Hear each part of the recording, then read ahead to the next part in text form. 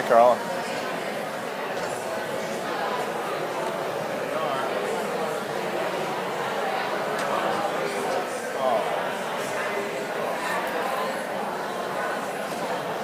lot of people like that.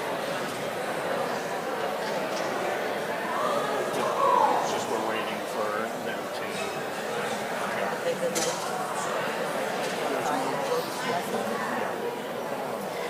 They were friends. Not impressed at all. But I know, I was put out. right, of course, we have. Yeah. They have to wait, and then they show up, and then they don't show up until 10:05. Oh. Yeah.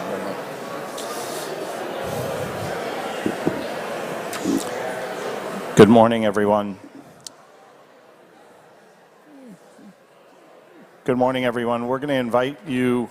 I know how important it is for you to express your condolences, but we are on a bit of a tight schedule to ensure that we are at the cemetery at the right time.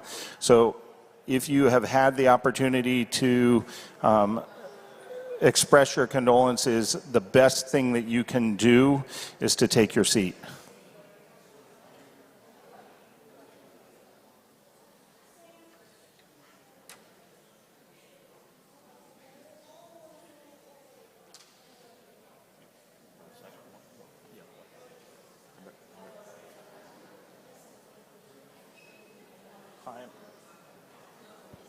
Chaim. 5. 1 and 5. Yeah, that's what we're going to. Yeah. Okay. 1, 2, 3, and 5. Yeah. Okay.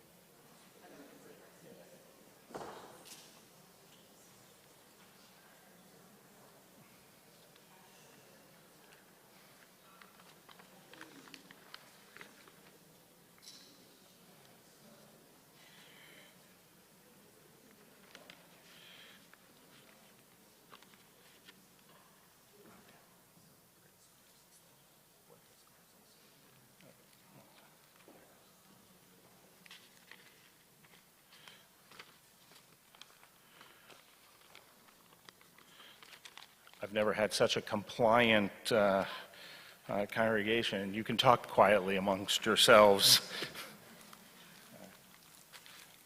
We're going to do the tradition of kriya, of making a tear in our garments. Those who are considered krovim, close relations, are obligated to show their status as a mourner by making a tear in their clothing, or as we do, take a black ribbon. So we're going to invite Josh's parents and Danielle and Josh's sister and Ruby all to come up, and we'll do that. You can talk quietly amongst yourselves.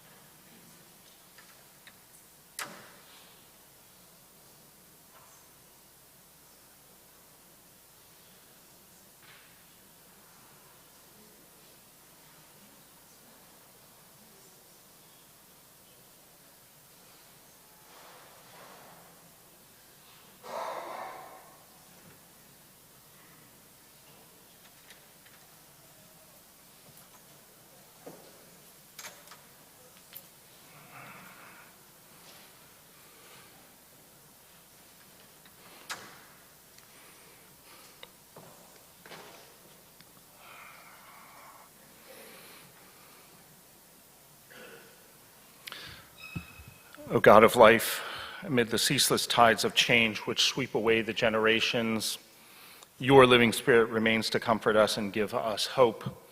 Around us is life and death, decay and renewal, the flowing rhythm that all things obey. Our life is a dance to a song we cannot hear.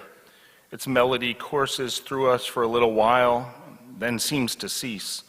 Where is the melody and where does it go? In darkness and light, we turn to you, Adonai, the source of life, the answer to all its mysteries. Can it be that we, your children, are given over to destruction when our few days on earth are done? Or do we live in ways we cannot know? Only this have we been taught, and in this we put our trust.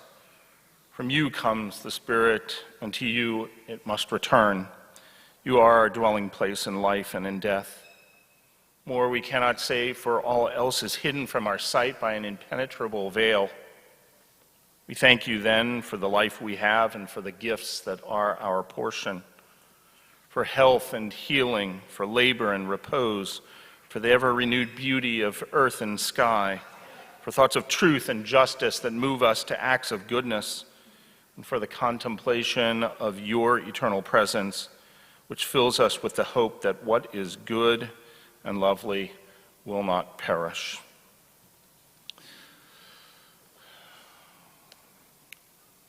We come here today with unbelievable grief, unbelievable sadness, right? A sadness that chokes us, right? And weighs heavily on us because we cannot understand, right?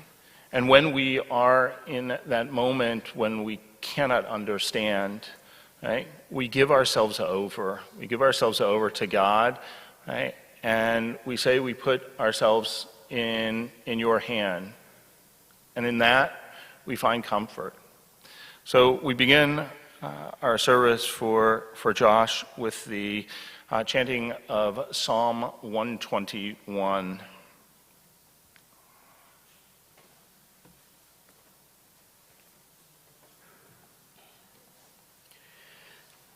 I lift my eyes to the mountains.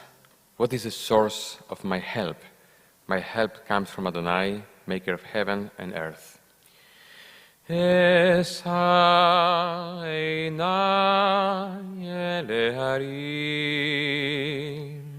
me'ayin yavo ezri, ezri me'im Adonai, ose shamayim va'aretz.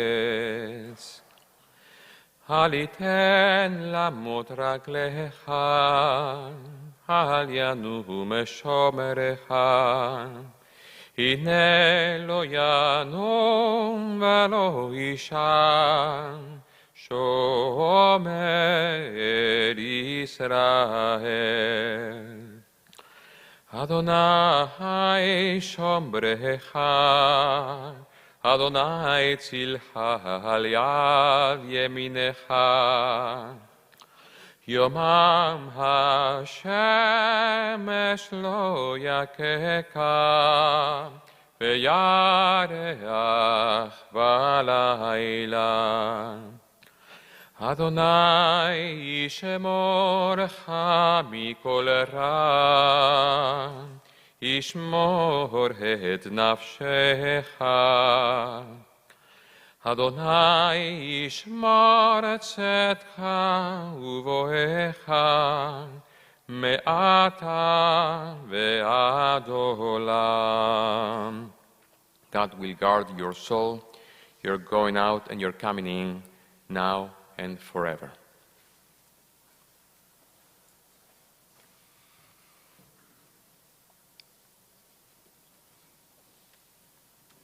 From Psalm 23, Adonai roi lo exar, ben otes she yarabitseni al me menuchot yanachaleni. Adonai is my shepherd, I shall not want. God makes me lie down in green pastures, leads me beside still waters, and restores my soul.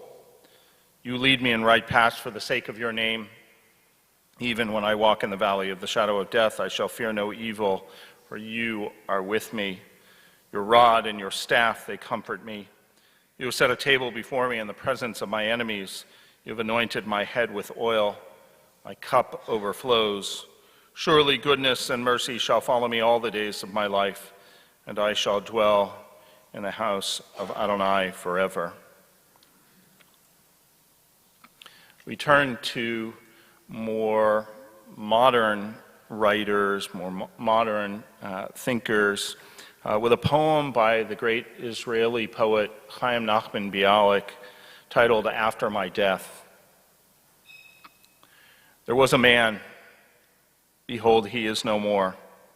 Too soon his life was quenched, too soon his melody hushed. What a pity, for one more song he had to sing, and now lost forever is his song, never lost. What a pity, this man had a harp, a living, lilting soul. And when he played his harp, it gave utterance to the secret musing of his heart. Save one secret longing stifled within him, though round and round it his nimble fingers with it giving speech to silent strings. One string, alas, forever mute, remained forever mute. What a pity, through all its livelong days and muted string trembled and quivered in silence deep for its liberating lover, for its song. It ever languished, ever yearned and grieved. As the heart languishes for its predestined love, with stifled sighs it cried out daily for its song and hope, although it tarried long. Too long it tarried and never came, never came. And great is the grief. There was a man, behold, he is no more. Too soon his life was quenched, Too soon his melody hushed. What a pity. For one song more he had to sing, and now lost forever his song, forever lost.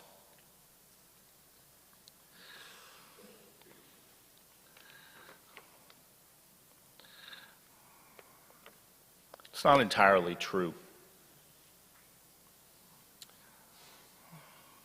Josh Snyder lived in the moment. Perhaps it was the 20-plus years of living with his cancer that taught him that he should not take anything for granted. That's not to say that he didn't dream about the future, have plans when he was rich, or think about the impact that he wanted to have on the world. But he innately lived out his future in the way he lived his life each day. Josh loved music and enjoyed a lot of years with his band Atomic Tangerines. Someday I'm going to hear how he came up with that. Even here on this very bema, Temple Sinai enjoyed his talents. A number of years ago, he wrote the lyrics for a song for a child who was dying of cancer, and I want to share those lyrics with you because somehow they just fit. I would not be here today if I had to choose. It's always the bigger things in life that seem to choose you.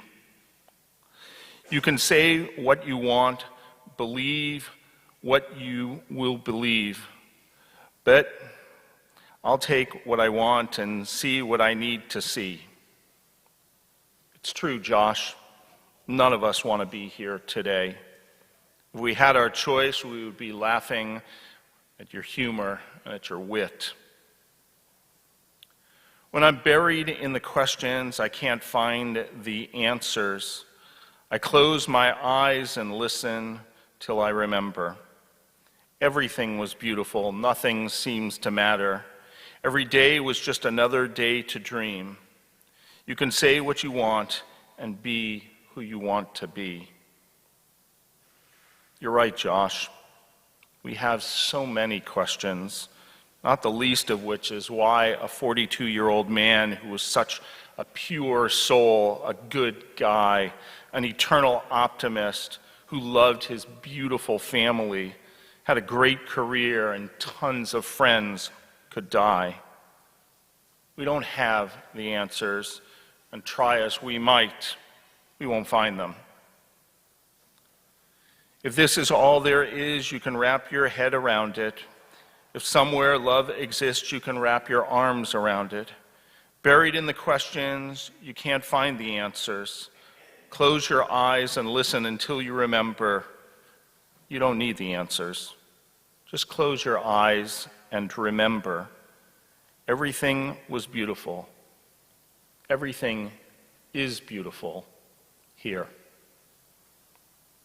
Wise words, Josh. In this moment when we are grieving and struggling to imagine a future without you, we don't need the answers. We only need to think about you and your beautiful soul and recognize that long after your body is buried in the ground, your soul will remain with us. Human beings don't live forever. We live less than the time it takes to blink an eye if we measure our life against eternity. So it may be asked, what value is there to human life? There's so much pain in the world. What does it mean to suffer so much if our lives are nothing more than a blink of an eye? A blink of an eye is nothing in itself, but the eye that blinks, that is something. You can fill that tiny span with meaning so its quality is measurable, though its quantity may be insignificant. People must fill their lives with meaning. Meaning is not automatically given to life. We know that Josh filled his life with tremendous meaning because you are all here. because he had an effect on you. And so this morning, we're going to invite a number of his closest friends to share some brief thoughts with you in this order, so make sure you remember who you're after. All right. We'll start with his brother-in-law, Jordan Melnick, Robbie Simon, Aaron Malamed, Daniel Pulver, Elise Russ, Eitan Ben-Horon.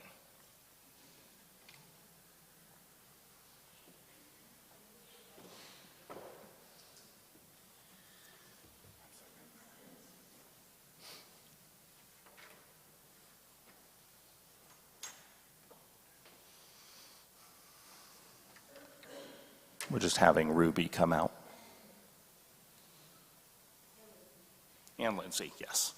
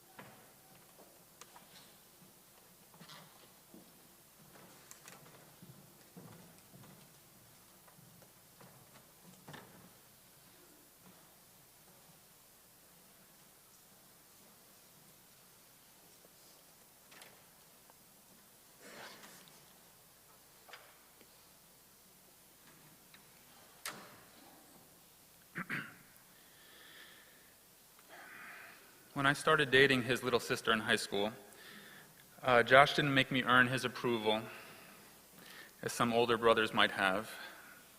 There was no tough guy routine, no stern warning.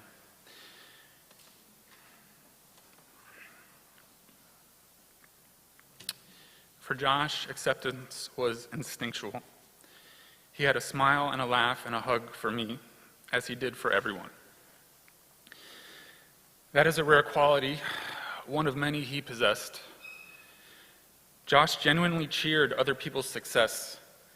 He never saw someone else's win as his loss. He believed in abundance, more than enough for everyone. Above all, Josh was an optimist. He always saw the sun cracking the horizon, always.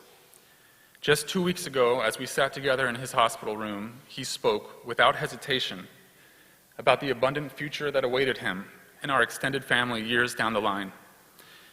He didn't doubt it for a moment, and he wasn't wrong. The strength of Josh's optimism, his hopefulness, will carry our family toward abundance, and we will carry him with us in our memory. We are still together.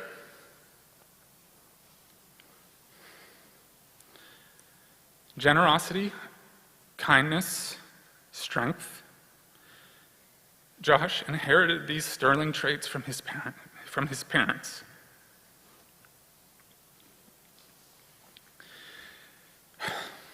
Words cannot sufficiently honor their devotion. Over 20 plus years of his cancer journey, Deb and Todd gave Josh everything, and somehow they still had immeasurably more to give to countless others. Amid the sadness of Josh's passing, this communal outpouring of love and support for Deb and Todd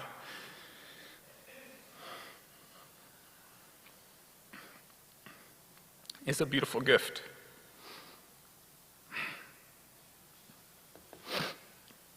Josh passed peacefully, and I believe he could do so because he knew Ruby, his gem of a child, so sweet, so silly, so strong, so like her father, would continue to thrive, surrounded and supported by so many loved ones. He was right, of course. As always, he was hopeful, which is to say, he was his radiant, abundant self to the last.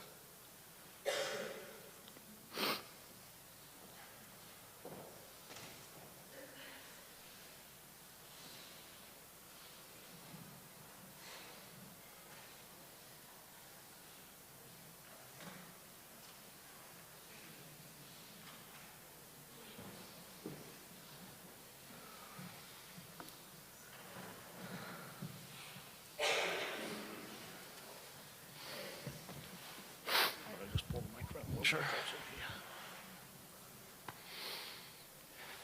Go first, okay? Excuse me. Good morning to all our family and friends. Most of you don't know this, but it's interesting that we're here today at Temple Sinai because this is actually where the first performance of Atomic Tangerine took place. It was 1995 at an event for a youth group called Snifty, and the youth director, Ali Shear, hired a local rock band called Voodoo Soup to come and play a show. Josh and Eitan had the guts to actually walk up to the band and tell them that we started a band of our own and would love to go up and play a song. The band said sure, and Josh walked over to get me, but I told him I wasn't going up on stage because I was too scared. Josh laughed and said, "That's cute that you think you have a choice here." He called you a pussy. "You're getting on that stage," and then he grabbed my arm and forcefully pulled me onto the stage. After we played the song and all our friends loved it and cheered for us, I remember feeling so grateful and relieved that he was there to push me that day. And that continued for 30 years. Josh never stopped pushing me to pursue everything I wanted out of this life. And because of you, bro, I have no regrets and no missed opportunities. The band had many personnel changes over the decade, but only one person was always in the band, and that was Josh. There was no Atomic Tangerine without Joshua Alexander Snyder. During the band's third iteration, we moved to Orlando. While we were there, Josh, Rob, and I went to see Pat Armstrong, a local record producer and the owner of Full Sail Music. He told us that there are two types of people in the music industry, innovators and imitators. Josh, bro, you were truly the innovator. Josh's creativity, drive, and aspirations were limitless. Eitan, Rob, and I were harsh critics of yours in the early years, but you always took it in stride, went back to your notebook, and came up with the songs that we will enjoy forever and a day. I had to throw one song name in there. Of all his songs, art, and beauty he brought into this world, his best creation will always be his daughter, Ruby Jane. He loved her more than anything in this world, and he truly made us all so proud that he was such an incredible father to her. Excuse me. Josh was my best friend and brother for 30 years. We either saw each other or talked to each other every day, regardless of where we lived or what we were doing. And he was a best friend and brother to so many people. He was the glue that held together our group of friends who are all here still together today. Josh loved people. So much so that he made up nicknames for everyone so they knew how special they were to him. And it all started with his first best friend and sister, Lindsay, otherwise known as Bean, Fez, and Nez. And if you don't believe me, ask the Greenstein brothers, Goat, Green S, and Wolf.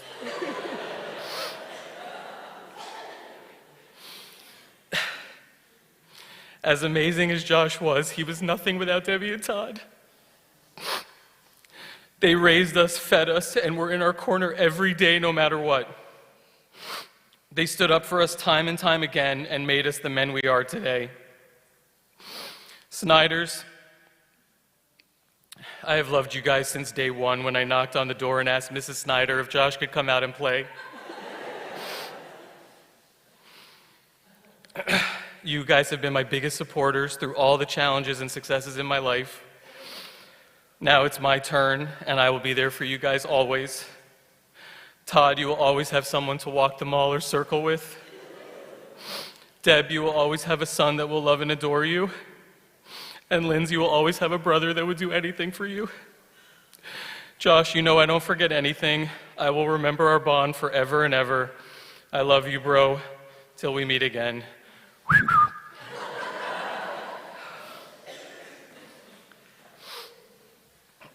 That's going to be a tough one to follow up. Mine's short and sweet. 30 years ago, my mom had somehow known Debbie from the neighborhood, and she begged me to call Josh on the landline, that was the only option, and make plans with him. And I begrudgingly said, fine, and it wasn't that quick. There may have been weeks that have passed, but 15 minutes later, Debbie pulls up to the house, and Aaron and Deb and Todd and Josh and Lindsay and myself are off to Aventura Mall in the Mazda MPV. And we've been best friends ever since. Josh was my brother. Josh had a unique way of reaching and connecting with people on a level that most people could not. He, at some point in all of our lives, made us feel like we were the most important person in the world. And that's why we are all here. Every one of us has a connection with him that was just special. He cared. He really, genuinely cared. Here we have come together to show you, Debbie, Todd, Lindsay, Jordan, Danielle, and most importantly, Ruby, how amazing, loving, talented, and special Josh was to all of us. It was in the same building in 1994 that Atomic Tangerine first went on stage together, and it could not be more fitting that Aaron and I get the opportunity to stand here one last time with Josh by our side to say farewell. Rabbi, Atomic Tangerine was a Crayola color. I love you, Josh. You will never be forgotten. Thanks, Robbie.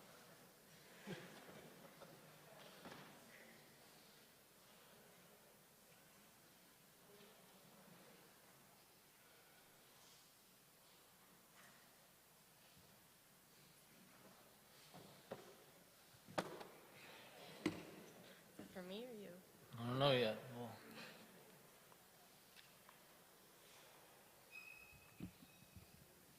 just hold me up. Don't be afraid of the dark when I touch. More than your heart I can see. The light of our spark, not afraid of the dark. Oh, baby, I'm daydreaming of those light nights. Light nights, we're burning out the spotlights. Just me and you in a spaceship. So high, forget about the aliens. Shoot me to the moon.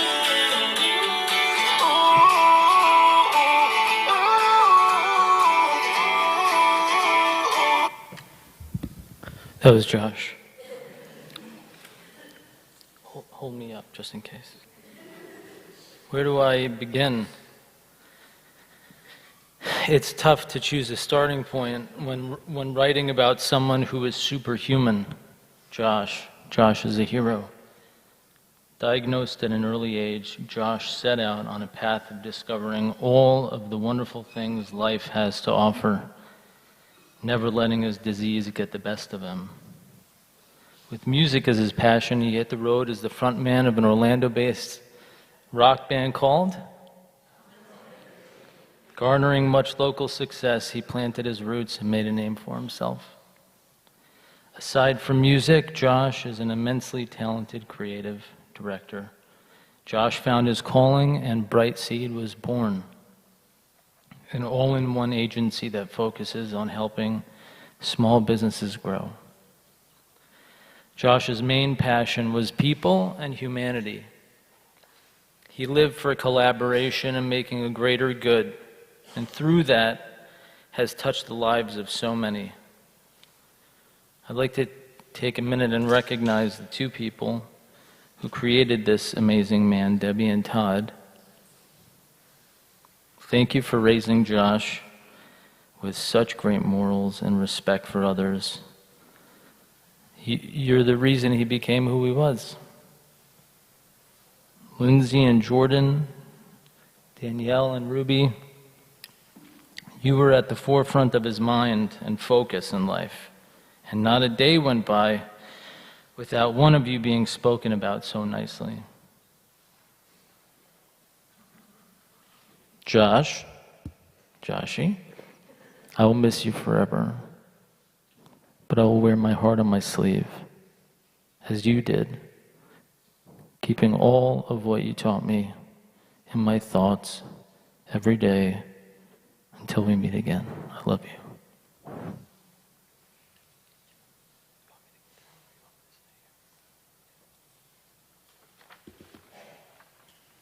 Hi, I'm Elise Russ, but a lot of you know me as Elise Walkenfeld. I've known Josh my entire life. Not that it's a contest or anything, but nanny boo-boo. Some people say the Walkenfeld girls are competitive and maybe a little possessive over Josh, Lauren. But I don't see it, so. I want to tell you about the friendship that Josh and I had. It was a truly special relationship. A relationship is each person's individual view of their connection with another individual. The thing is, every person describes Josh the same way. A kind, caring, happy, easygoing, music-loving guy. So was our relationship actually and truly unique? Every summer as kids, we would pack up our stuff and the Walkenfeld Snyder Marco Island retreat would commence. Now, Josh and I were always the first ones up in the morning, so we would grab our buckets and fish nets and head down to the beach to collect shells and try to catch guppies. Was it safe for elementary school-age children to be walking the beach alone at 6 in the morning back then? Sure, we'll give our parents the benefit of the doubt. But that is a core memory no one can take from me of our unsupervised frolics along the Gulf Coast at the wee hours of the summer mornings. Now, Lindsay is my age, so Josh wasn't always my ally when it came down to it. I can remember a time when Lindsay, Shari, and I were home alone, and Josh and some friends, who will remain nameless but not unidentified atomic tangerine, went around the house banging on windows and scared us so much that we dialed 911 of 911. But a good salad and fried cauliflower always made things better. That was our thing. Josh and I would make salad concoctions and split them for meals, and he could never turn down my fried cauliflower. Leave it to the Jews to always bring things back to food. No one else got up to walk the beach with Josh in Marco Island or made salads with him on the regular. And even though some people went fishing with him, the same as I did, I'm sure they didn't find gold treasure that turned out to be tinfoil in the murky Highland Lakes water. So even though we all describe Josh the same way, we all have very different relationships and experiences with him that no one can ever take away. And that's what we need to focus on. A great man was taken from us, and we are left with all the good he gave us while he was here. A walk on the beach will never be the same, and fried cauliflower will never taste as good without you, Josh. Thank you.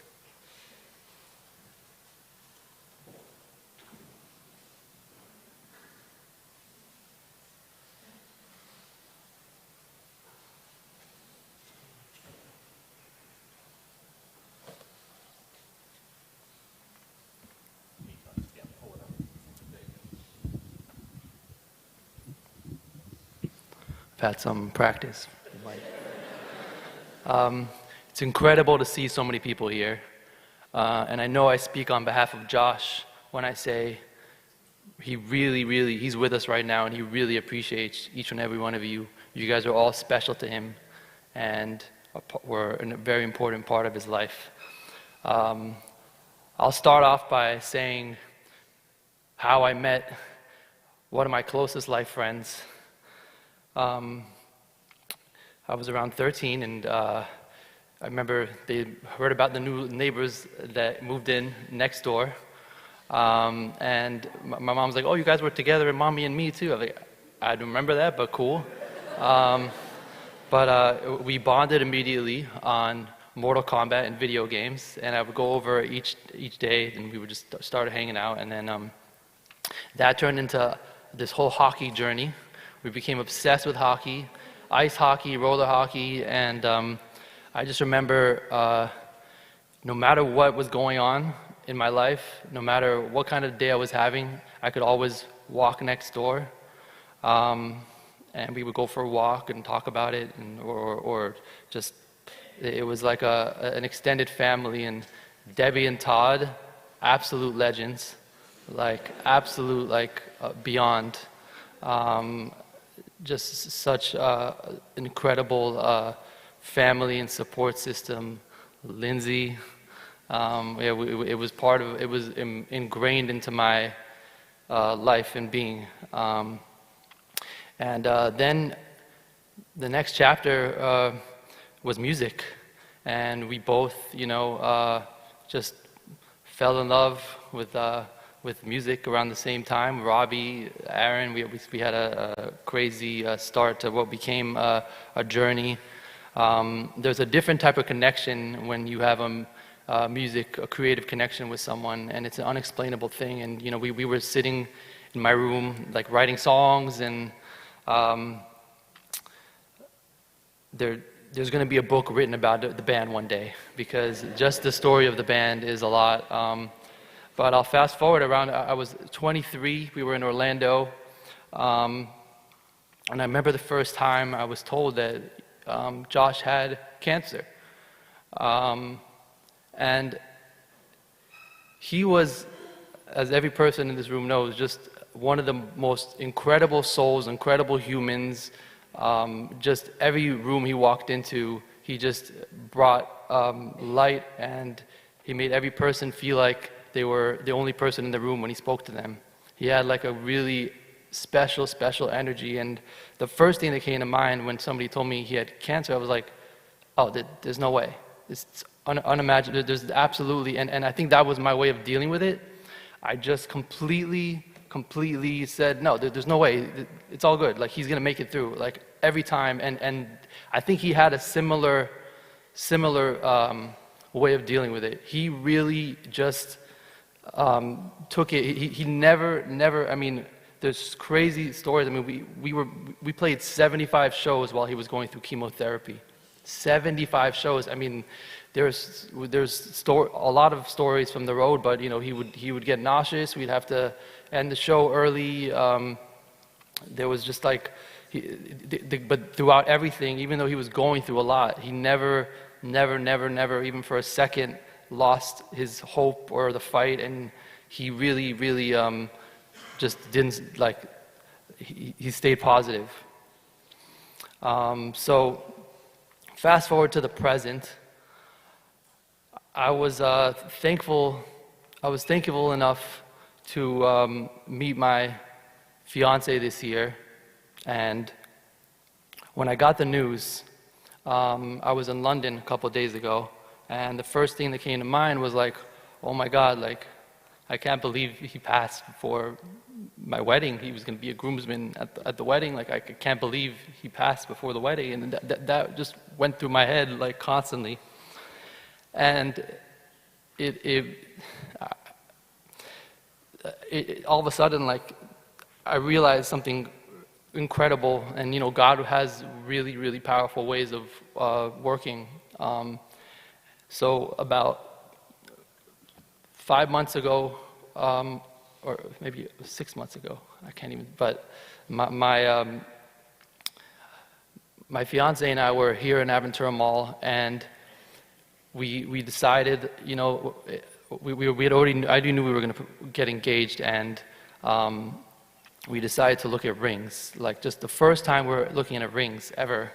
And by total coincidence, Josh and I were supposed to meet that day, and he just texted me, yo, I'm coming to the mall. And I'm like, okay, cool. And I'm talking to my girl, I'm like, should he come, or like, is he okay, or should we just wait till after? And I'm like, you know what? No, let's just have him join us.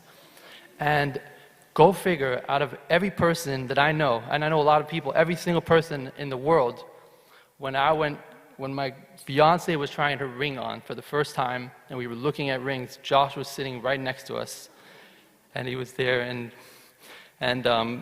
it was a very special moment. And I remember she was leaving the room, and she went to the bathroom, and we were just like had a moment, and like, so it's just incredible the way God works, and I'm glad that he was there, because nobody else in my life was there for that moment.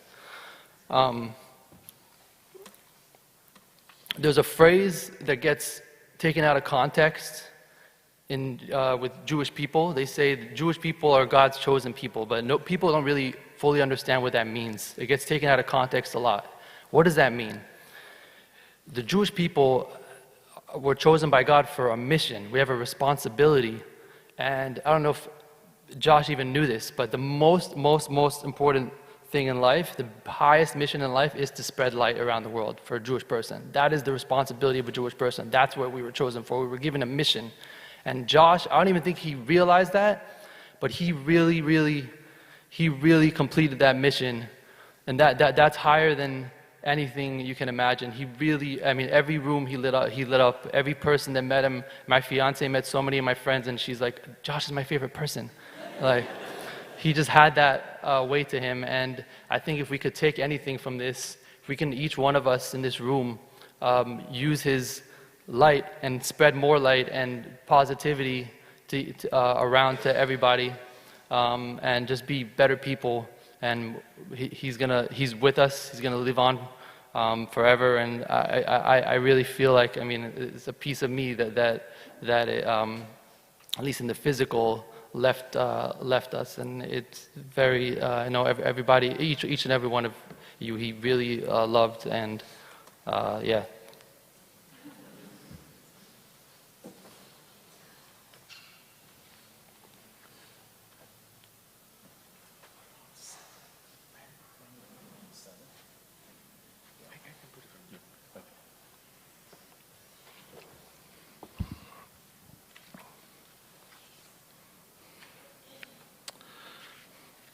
Some of you who are in the sanctuary this morning remember that during Rosh Hashanah 4 years ago, I had invited Josh to share his thoughts about his journey with cancer to the Temple Sinai community. Little did I know how powerful of a message he was offering at the time, or how poignant and timely his words would be in this moment. It's not often that a person gets to speak at their own funeral, but if Josh could know that his words were making a lasting impact, as Eitan said, bringing a little light into the world, I think he'd be pleased, and if nothing else, he'd be pleased that he gets the last word. So just give us one moment, and this was taken on a cell phone, so it's not great, but it's a chance for you to hear from Josh.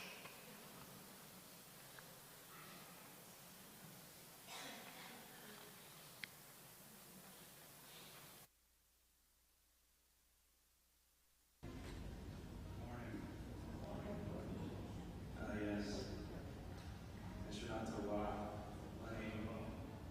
is Josh Snyder, and I'm a partner here at Temple Sinai, and my daughter attends the ECE program.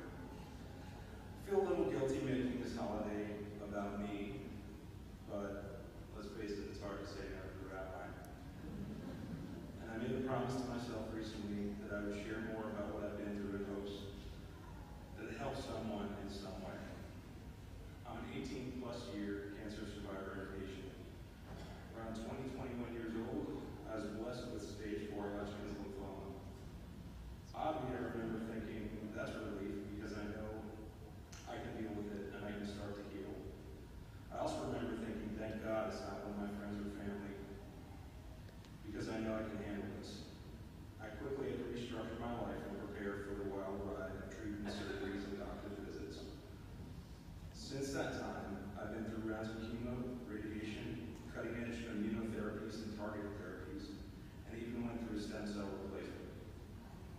During that time, I also started several successful businesses, co-created an online cancer network with the goal of uniting cancer information and cancer health best practices, performed hundreds of shows with my band Atomic Tangerine, started a beautiful family with my wife Danielle, and naturally conceived our incredible daughter, which we were told would be possible. I share this to hopefully communicate two main lessons that my struggle has taught me. The first is the importance of our process, and it's predicated on something the great Stephen Tyler once said: life's a journey, not a destination. The second lesson is the importance of community and connection, and the support system I've been blessed to have. In life, we're also concerned with our happy ending, or making it, and getting to some perceived goal where everything will be perfect. We forget that our journey is where the important stuff happens. The truth is, there's no real ending except for the day of our death. And that day will be glorious if we truly lived on our terms, done what we enjoy most, spent our life in service of others, and ultimately made the most of our journey. That gigantic collection of moments that made up our lives. And then the way we lived will live on through the people we were lucky enough to inspire. But here's the kicker. That journey is nothing without the connection of others. It's nothing without the people we love most and our community around us. I found a tremendous support system and community at Sinai and in South Florida as a whole. Through the years, I received prayers, thoughts, gifts, love, and an overwhelming amount of support all around me from our little big Jewish community. It's made an incredible impact on me, and I believe spiritually it has truly helped me heal. It's a safe place with people who care for each other and are there to help make life richer and to be a shoulder when we feel defeated. I could have let my cancer beat me and stripped my life from me. I could have believed that I could not start living until I had reached my destination, in this case, a cure. But instead of wallowing or running from it, or waiting for that perceived destination, I chose and I choose over and over to appreciate my journey and the amazing people who helped define it. So today, before we savor cocktail meal, I'll leave you with this. We need to enjoy the process of our life, not just our achievements. That we're bigger than any of our problems, even though they can sometimes make us feel small. And we can't wait for a disaster to do what we're made for, with the people we love most, and ultimately realize there's a community of people all around us that were there the whole time cheering us on. Thank you from the bottom of my heart for being a part of that community. Baruch atah Adonai Eloheinu melech haolam, shegebna lanu kol tov. Blessed are you, Adonai our God, sovereign of the universe, who has bestowed every goodness upon us.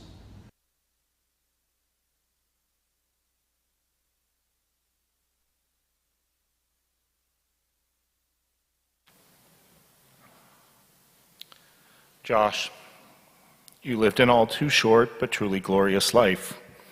You lived your life on your terms and perhaps on your own planet, doing the things you enjoyed most, spending your days in the service of your family, friends, community, and the wider world. You definitely made the most of your journey, and now that giant collection of moments, as you said, which are represented in the memories you gave to all of us, will indeed live on. We're going to take one moment, a moment of silence, a moment when you don't need to be encumbered by listening to someone else, but listening to your own heart, thinking about a memory of Josh and maybe offering up a prayer of gratitude for having that, a gift that will continue to light your way, will continue to be with you long after today. Take one moment.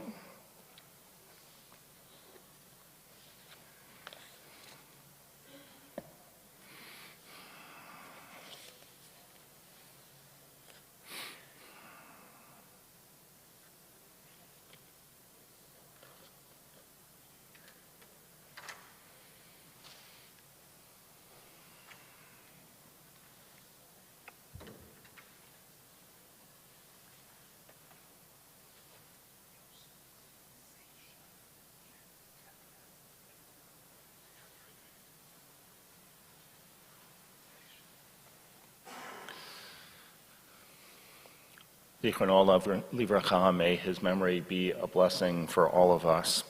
We're going to invite the congregation to rise as we ask God to take Josh under God's protection with El Malei Rachamim.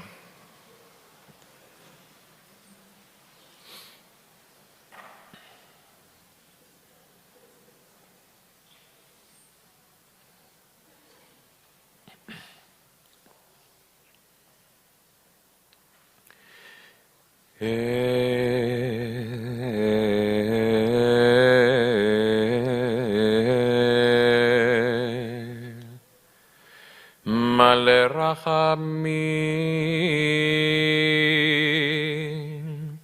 shochen,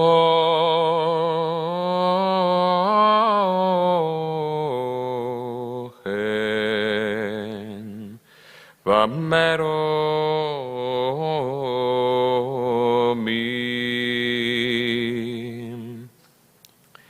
hamatem menucha nechona tachat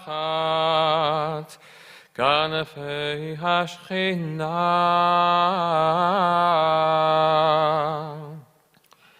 v'mahalot kedoshim utehorim כזוהר הרקיע מזהירים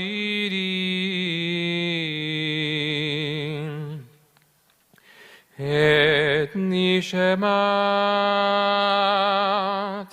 יוסף סייג'ה בן טביה ודבורה שהלך לעולמו בעל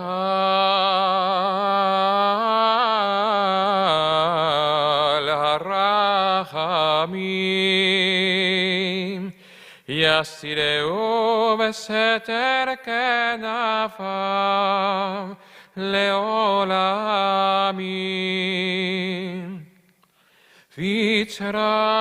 בצרור החיים את נשמתו אדוני הוא נחלתו וינוע בשלום על משכבו ונאמר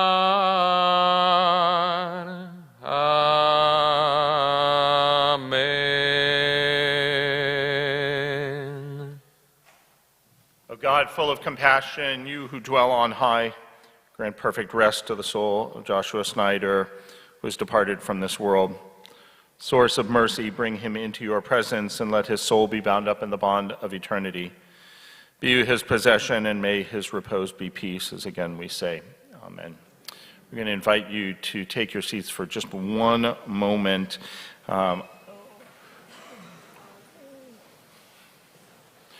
We are a little on the clock, and so we're going to ask for your help.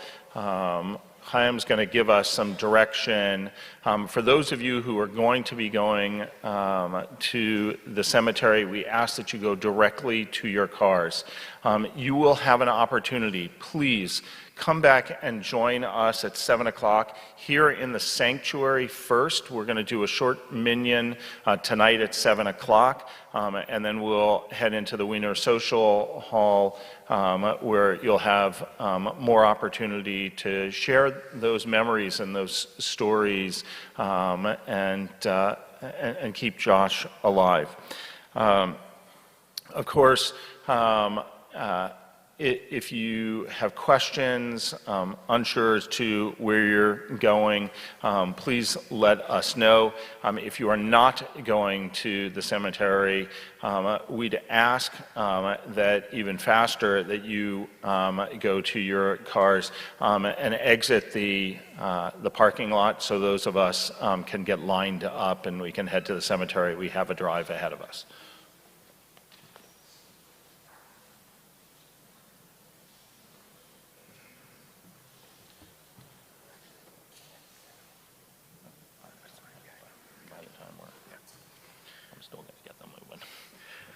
Hi, everybody. The cemetery, if you don't have the address, I'm going to give it to you now if you want to put it in your GPS. It's 6081 South Congress Avenue. That's in Lake Worth. It's a straight drive up I-95. We will have a procession, but if anybody falls out of the procession or has to stop somewhere, it's a very easy drive to get there. If you put it in your GPS, you will have no problem finding it. The service starts promptly at 1 o'clock at the cemetery. So again, everybody that's going should please make their way there without any detours. And as the rabbi said perfectly, anybody that is not going should please leave if you have any place to be, because you will get stuck behind all the other cars going there. We do ask that everybody that wants to, we're going to escort Josh out to the vehicle, and then we'll go from there. And as you're driving, if you're in the procession, please remember to put your hazards on so that all other vehicles on the road know that you're part of the procession. Thank you. I will give one exception to the rule, and that is if you need a bathroom, if you don't know, right out these doors on either side of the metal tree, you'll see it. I invite you to please rise, just remain in your places for 1 second so that we can take the casket out first.